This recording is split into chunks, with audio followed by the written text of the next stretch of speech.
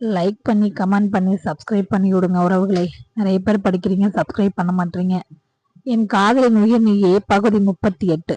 நந்தினியை 4 பேர் காரில் கடத்தி சென்றனர். நந்தினிக்கு மயக்க மருந்தையும் கொடுத்திருந்தனர். நந்தினியை யார் கடத்தி இருப்பார்கள்? என் காதலின் உயிர் நீயே பகுதி 38. வந்தனா அவளது அறையில் மயக்க நிலையில் இருந்தாள். நேற்று ஆகாஷ் செய்த செயலில் அழுது அழுது மயங்கி விட்டாள். இப்போது லேசாக கண் விழித்து பார்த்தாள். அறை முழுவதும் இருட்டாக இருந்தது. வந்தனாவால் எதுவும் செய்ய முடியவில்லை. அதே நேரம் வந்தனாவின் போன் அடித்தது. அவளால் அட்டன் பண்ண முடியவில்லை. திரையில் தெரிந்த நம்பரை பார்த்தவள் மனதளவில் அந்த நபரிடம் மன்னிப்பு கேட்டுக்கொண்டாள்.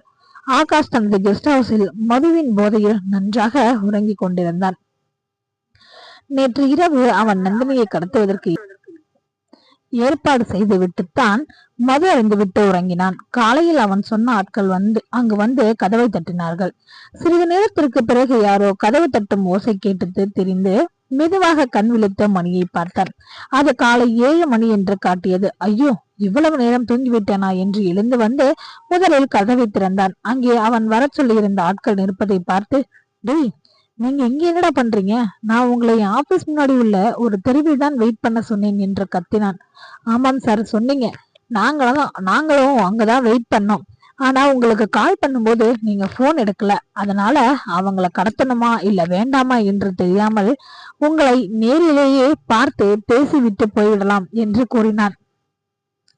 டேய், என்னடா பண்ணி வச்சிருக்கீங்க? முதலில் இங்க இருந்து சீக்கிரமா கிளம்புங்கடா. இன்னைக்கு அவளை நாம கடத்தியே ஆகணும். இல்லைன்னா என் நிலைமை ரொம்ப கஷ்டம். முதலில் நேரில் கிளம்புங்க, நான் பின்னாடியே வரேன் என்று அவர்களை அனுப்பி வைத்து விட்டு தானும் சென்று குளித்து முடித்து ஃப்ரெஷ் ஆகி ஆபீஸ் செல்வது போல் ரெடியாகி தனது காரை எடுத்துக்கொண்டு அவனும் கிளம்பி விட்டான். நந்தினி காலையில் இருந்து தன் அன்பு கணவனுக்கு ஒரு காலை வணக்கம் என்ற குறுஞ்செய்தியை அனுப்பிவிட்டு தனது வேலைகளை தொடர்ந்தாள். அவள் செல்வதற்கு தேவையானவைகளை எடுத்துக்கொண்டாள்.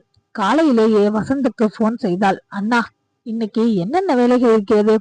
இதில் எதை நாம் முதலில் முடிக்க வேண்டும்? இவற்றையெல்லாம் கேட்டுவிட்டு போனை வைத்தாள். இன்று ஏனோ அவளின் மனது வந்தனாவை பார்க்க வேண்டும் என்று எண்ணியது. அதற்கு காரணம், இப்போது எல்லாம் வந்தனா நந்தினியை அதிகாரம் செய்வதில்லை, திட்டுவதில்லை, அவளிடம் வன்பு செய்யவில்லை. மாறாக அவள் கண்ணில் நந்தினிக்கான பாசமான ஏக்க பார்வையே தெரிந்தது. நந்தினியும் பலமுறை வந்தனாவின் முகத்தை உற்று கவனித்து இருந்தாள். நந்தன் வெளிநாடு சென்ற விஷயம் தெரிந்த மதுமிதா இன்று எப்படியாவது நந்தினியை சந்தித்து பேசிவிட வேண்டும் என்று நினைத்திருந்தாள். முதலில் இந்த விஷயத்தை காவியாவிடம் சொல்லிவிடலாம் என்று நினைத்தாள். பிறகு வேண்டாம், நாம் அனைத்தையும் முடித்துவிட்டு சொல்லிக் கொள்ளலாம் என்று நினைத்தவள் காலையிலேயே கிளம்பி நந்தினி வீட்டிற்கு வந்து கொண்டிருந்தாள். விஸ்வநாதனும் தான் என்ன நினைத்தாரோ அதை செயல்படுத்தினார். தன்னை சுற்றி எத்தனை ஆபத்துகள் வருகின்றது என்று கூட தெரியாமல் நந்தினி காலை சமையல் செய்து கொண்டே மதிய நேரத்திற்கான உணவுக்கும் காய்கறிகளை வெட்டி கொண்டிருந்தாள். அன்று காலையிலிருந்து அவள் உடம்பு எந்த ஒரு வேலை செய்வதற்கும் ஒத்துழைக்கவில்லை.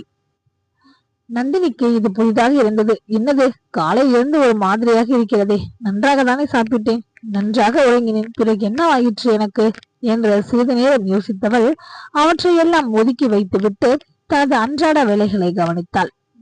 காலை உணவை சாப்பிட்டுக் கொண்டிருந்தாள். அந்த நேரம் நந்தனின் வீட்டிற்குள் வந்தாள் மதுமிதா. உள்ளே வந்ததும் நந்தினி நந்தினி என்று அழைத்தாள். கஜலட்சுமி காலையிலேயே யாரடாது அந்த வேலைக்காரி பெயரை ஏலம் போடுவது என்று வெளியில் வந்து பார்த்தாள். மதுமிதாவை சந்தித்து வெகு காலமானதால் அவளை சரியாக ஞாபகத்திற்கு வரவில்லை. மதுமிதா கஜலட்சுமியை பார்த்தவள், என்ன ஆண்டி, என்ன ஞாபகம் இல்லையா என்று கேட்டாள். கஜலட்சுமி, இல்லம்மா, எங்கேயோ பார்த்த மாதிரி இருக்கு, ஆனா ஞாபகத்துக்கு தான் வரவில்லை என்றாள். ஓ, ஞாபகம் இல்லையா? வயசாயிடுச்சுல்ல, எப்படி ஞாபகம் இருக்கும்? சரி சரி, நானே சொல்றேன், நான் தான் மதுமிதா என்றாள். அம்மாடி மதுமிதா, நீயாமா? ஆளே அடையாளம் தெரியல. உன் வீட்டுக்காரர் நல்லா பாத்துக்கிறாரு போல. முன்னாடி விட இப்ப இன்னும் அழகாயிட்ட என்று பேசினார். சரி ஆண்டி, நான் இப்போ ஒரு முக்கியமான விஷயத்துக்காக வந்திருக்கேன். எங்க அந்த நந்தினி? நான் அவளை பார்த்து பேச வேண்டும் என்று சொன்னாள். ஓ, அந்த வேலைக்காரி கிட்ட பேசணுமா? மேலதான் இருக்கா.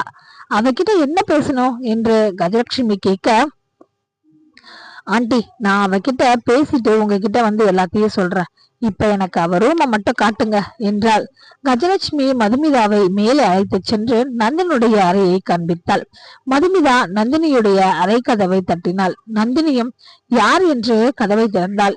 மதுமிதா நந்தினியை பார்த்து, நந்தினி, நான் உன்கிட்ட கொஞ்சம் பேசலாமா என்றாள்.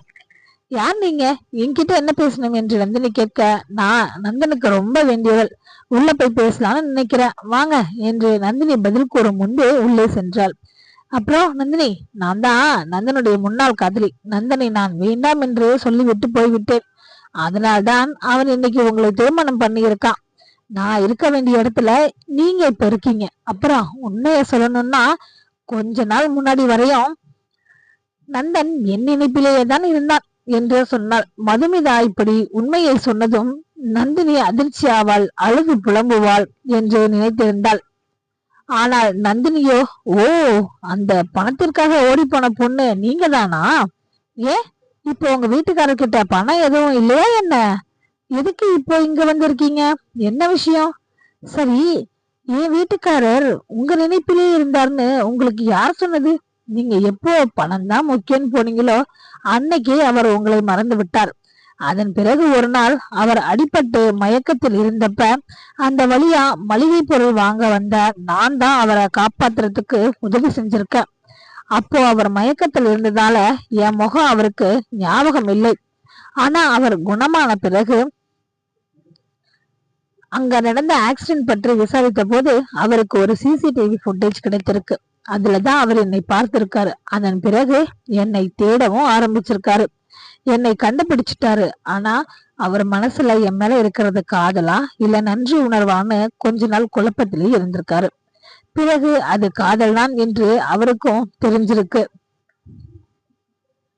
அந்த காதலை அவர் வெளியில் என்னிடம் சொல்லவில்லை. அதற்கும் காரணம் இருக்கிறது. ஏற்கனவே ஒருத்தி பணத்துக்காக என்னை விட்டு விட்டு போய்விட்டாள். மறுபடியும் நான் காதலில் விழுந்து அவளுக்கும் பணம் தான் முக்கியம் என்று சொல்லி அவர் பொய்யாக காதலிக்க கூடாதுன்னு நினைச்சு என்னை பத்தின இன்ஃபர்மேஷன் எல்லாம் கலெக்ட் பண்ணி இருக்காரு. அதன் பிறகு எங்கள் மேரேஜ் நடந்ததெல்லாம் பெரிய கதை என்று கூறினாள். அவர் உங்களுக்காக உங்கள் நினைவில் இல்லை, என்னை தான் மனதில் நினைத்துக் கொண்டு இத்தனை வருடங்கள் வாழ்ந்திருக்கிறார், போதுமா உங்களுக்கு என்று நந்தினி சொல்ல மதுமிதா சத்தமாக சிரித்தாள். என்ன நந்தினி, ஏதும் பைத்தியம் பிடிச்சிருக்கா? புதுசு புதுசா கதையெல்லாம் விடுற? ஓ, உங்களுக்கு நான் சொல்வதெல்லாம் எதுவும் உண்மை என்று தெரியவில்லையா என்ன? உங்களுக்கு ஆதாரத்துடன் காட்டினால்தான் நம்புவீர்கள், அப்படித்தானே? கொஞ்ச நேரம் இருங்கள், இவ வருகிறேன் என்று உள்ளே சென்றவள் நந்தனுக்கு ஆக்சிடென்ட் ஆன போது கிடைத்த ஃபுட்டேஜையும் அவன் நந்தினியை சேவ் செய்து எடுத்து வைத்திருந்த போட்டோஸையும் எடுத்துக்கொண்டு வந்து காண்பித்தாள். நந்தினி இப்படி உண்மையை பேசி சொன்னதும் மதுமிதாவிற்கு கோபம்தான் வந்தது. இவ்வளவு நாளும் நந்தன் தன்னைத்தான் நினைத்துக் கொண்டிருக்கிறான் என்று சொன்னாள். நந்தினி மனது கஷ்டப்படுவாள். நந்தன் மீது கோபம் வரும்.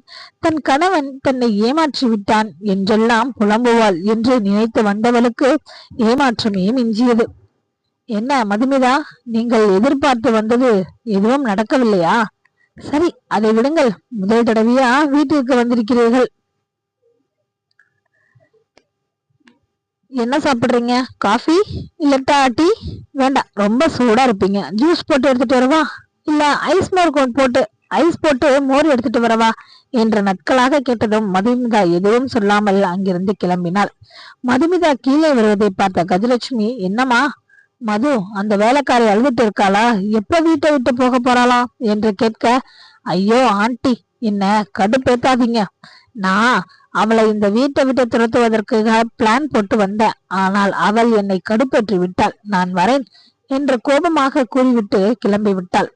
தனக்கான வேலைகளை எல்லாம் முடித்துவிட்டு ஆபீஸுக்கு கிளம்பினாள் நந்தினி. நந்தினி கீழே வந்ததும் கஜலட்சுமி நந்தினியை பார்த்து, என் பையன் எங்கடி? நீ அவனை என்ன பண்ண சொல்லுடி?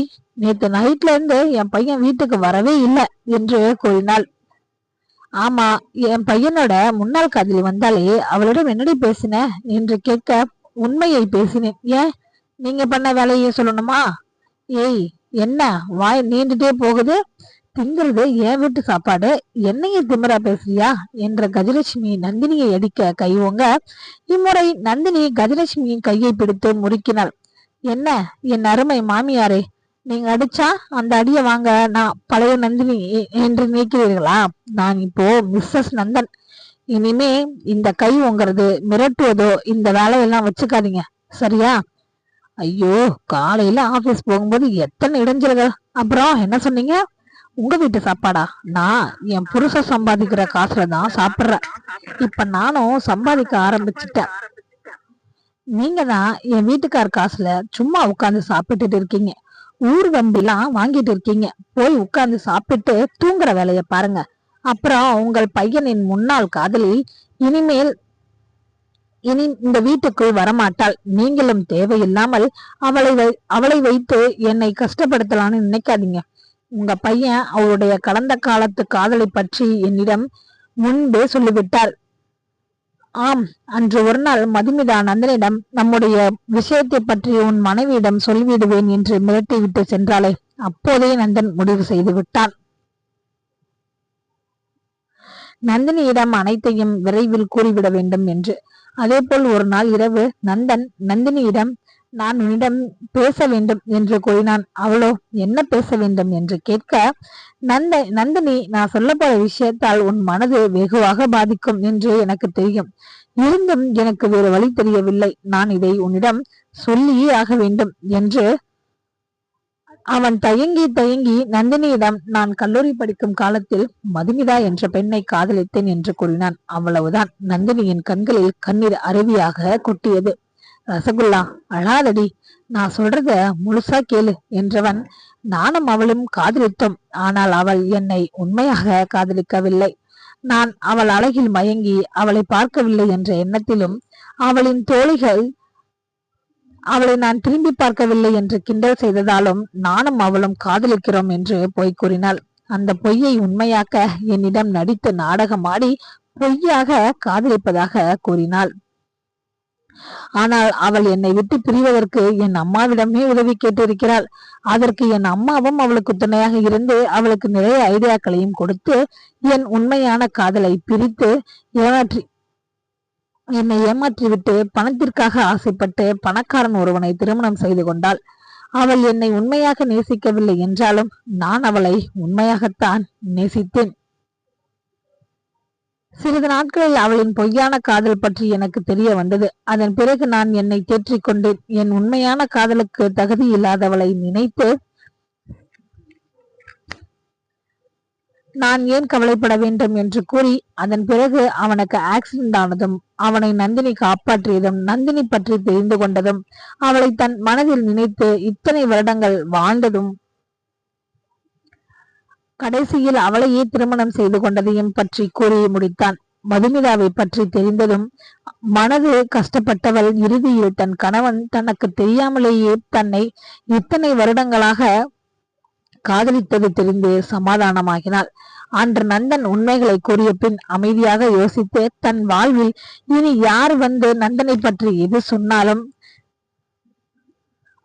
அதை எப்படி எதிர்கொள்ள வேண்டும் என்று நினைத்திருந்தாள். இன்று அதே போல் அனைத்திற்கும் பதிலடி கொடுத்து விட்டாள். நந்தினி ஆபீஸ் கிளம்பி வரும் வழியில் கார் பிரேக் டவுன் ஆகியது. நந்தினியை ஒரு 4 பேர் காரில் கடத்தி சென்றனர். நந்தினிக்கு மயக்க மருந்தையும் கொடுத்திருந்தனர். நந்தினியை யார் கடத்தி இருப்பார்கள் என்று அடுத்த எபியில் பார்க்கலாம். உறவுகளை தொடரும் உறவுகளை சப்ஸ்கிரைப் பண்ணுங்க, லைக் பண்ணுங்க, கமெண்ட் பண்ணுங்க. நிறைய பேர் படிக்கிறீங்க, லைக் பண்ண மாட்டீங்க, கமெண்ட் பண்ண மாட்டீங்க, சப்ஸ்கிரைப் பண்ண மாட்டீங்க. ப்ளீஸ் சப்ஸ்கிரைப் பண்ணுங்க.